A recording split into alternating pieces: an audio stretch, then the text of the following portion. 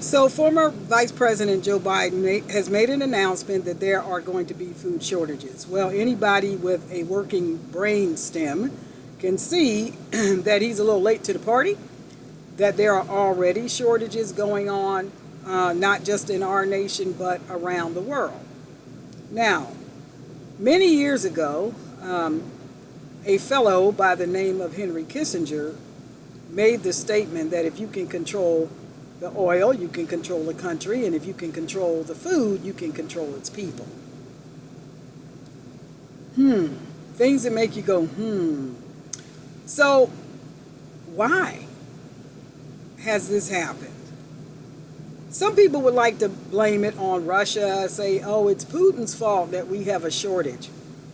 Did anybody forget about the pandemic that had everything shut down for months and months and months on a time, that warehouses were closed, nobody was working the fields, nobody was harvesting crops, Putin had nothing to do with that, okay?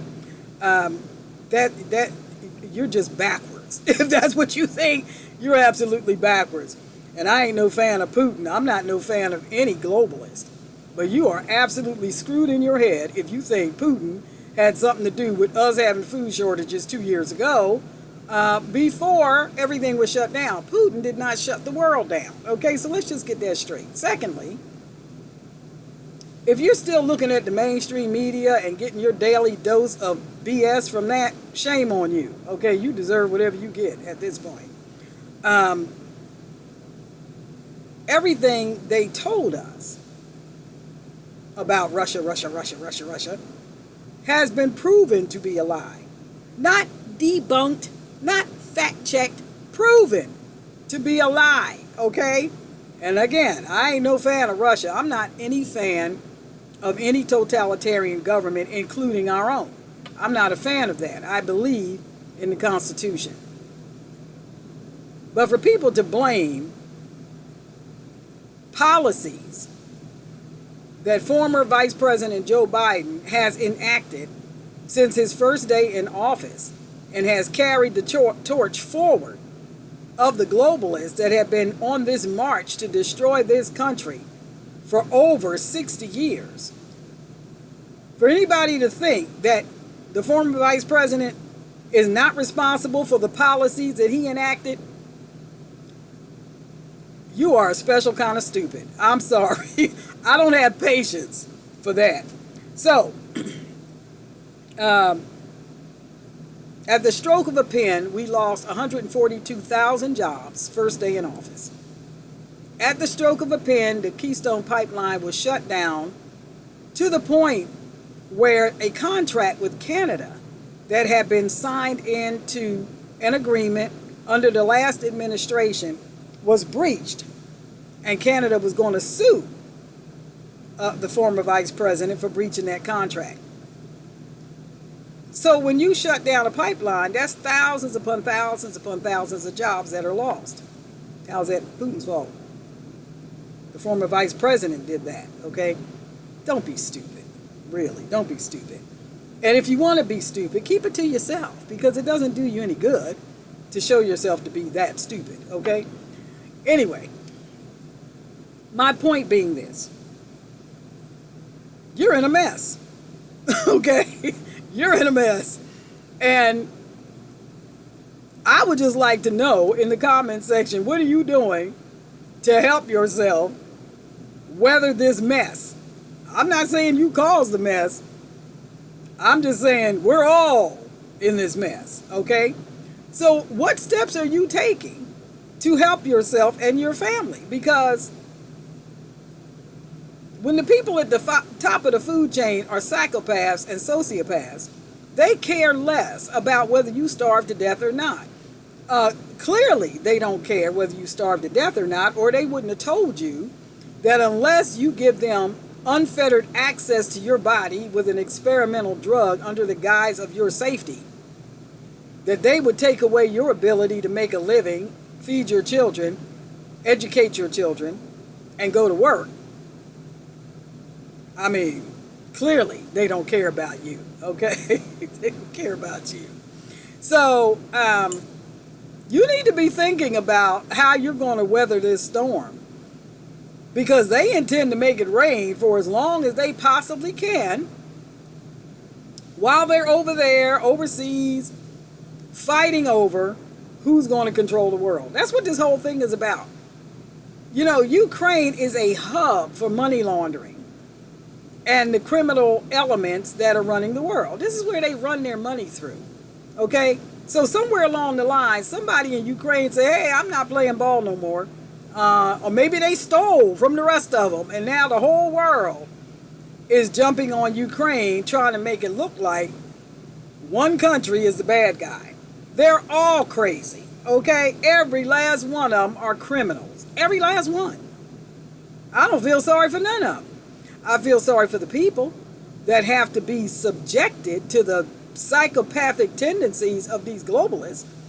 But I don't feel sorry for them at all. If they cancel each other out, they won't be missed. Not by me. So I'm just saying, now you know how I really feel about this. All right? Anyway, you need to be getting as much as you can get to prepare for a very long haul of them fighting it out and using the general populace as pawns and henchmen and whatever all else they can use people for. Your family is important. Now, if you're single and you don't have a family, you need community. You need people that you can call on in time of trouble. It would be very, very difficult to get through something like this by yourself. So let's talk about the digital dollar for a minute. The plan here, and the plan has been for a very long time, is to collapse the dollar. The reason why is because they done milked it to death. It's not worth anything anymore. It's only worth what people think it's worth. And they allow it to continue because they haven't fully implemented their financial reset yet. But you should be thinking about what happens if they just decide all of a sudden, like Canada did, that they're just going to seize your money, all of your money, out of your bank accounts. Do you really want to be keeping your money in the banks? What if they just decide, because you're not saying what they want you to say, to who they want you to say it to, when they want you to say it, that they're going to steal your money? They're going to shut your bank accounts, or they're going to, at the flick of a switch, stop you from being able to care for your family or yourself. What are you going to do about that? What's your plan B? How far are you out of the system to where they cannot actually control your life like that? If you had not started thinking about that, you're a little late, but it ain't too late to start. You better start considering how you're going to live outside of these systems that they control. An asset, in my opinion, is not an asset to you unless it is completely in your control. So I'm not for, gold certificates and silver certificates and mining certificates. Okay? If you can't walk into that gold mine because it's yours, or that silver mine because it's yours, or you don't own the company, it ain't yours.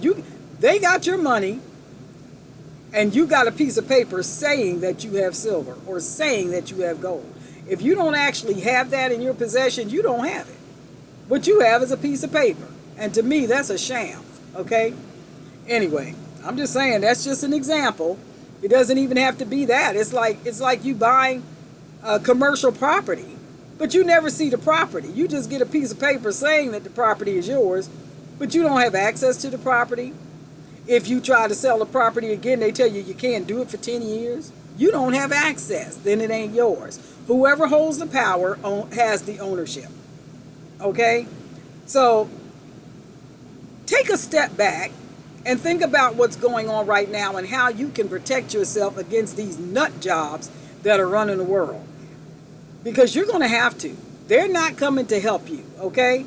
Nobody's coming to help you. And let me tell you this. If you have spent the last several years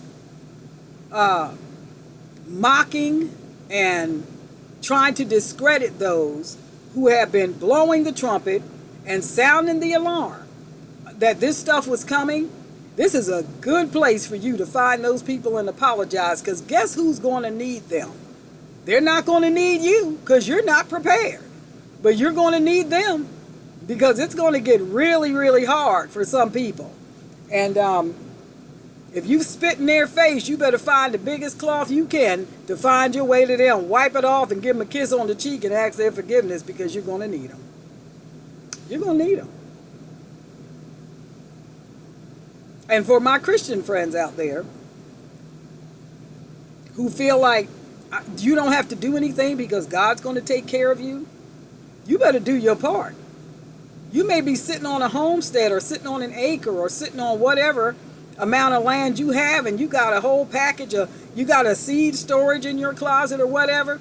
If you think God is going to come down and plant that seed for you, you're out of your mind. He gave you the land, he gave you the know-how, and he gave you the seed. You better do something. Faith without works is dead, okay? You better do something with the seed that you have. You understand? So it's not, you don't get to sit back on your so-called faith talking about God's going to take care of me. He is taking care of you. He's been telling you all along what you needed to do, and you haven't been listening. You know who you are. And I make no apologies for what I'm saying, because that's just dumb. You need to do what he tells you to do. Joseph did it. Joseph saved up for 7 years and saved an entire nation from starvation because he listened to what God said. Noah did it.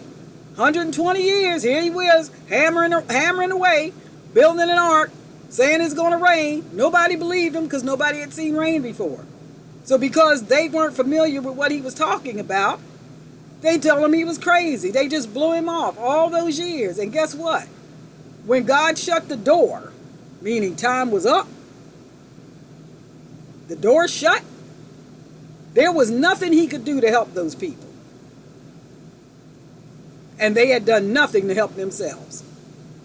And it was too late. So you better hear what I'm saying. Stop being super spiritual and over religious and get some common sense. God is very practical. You better do something. Okay? All right. I'll see you guys next time I come on.